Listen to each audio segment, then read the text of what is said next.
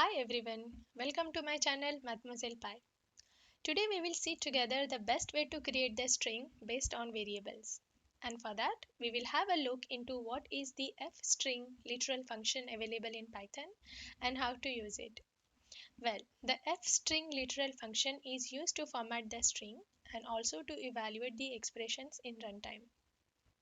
We will see with the help of an example.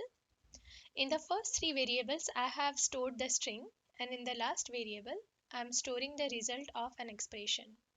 What is the expression?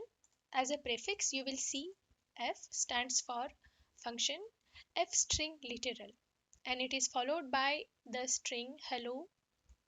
It's followed by the variable channel, which is nothing but making an expression embedded within the curly braces, and then followed by the remaining part of the string. Then we will print the result of this expression. And in the next line, I have also mentioned the classic and the old school way of writing a string.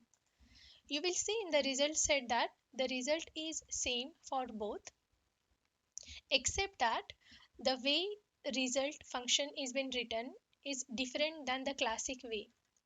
You will see very clearly that compared to the classic way of formatting the string, it is more readable, more concise, and it is supposed to be less prone to the error. It is also been said that the function fstring literal also gives a faster execution than the classic way of formatting the text. Let's have a look in the second example where we said that the function string literal can also help us to evaluate the expressions at runtime. I'm doing a simple math expression 2 multiplied by 37 and then we will print the result. You can see that the multiplication factor can directly be applied within the function directly and you will have the output available.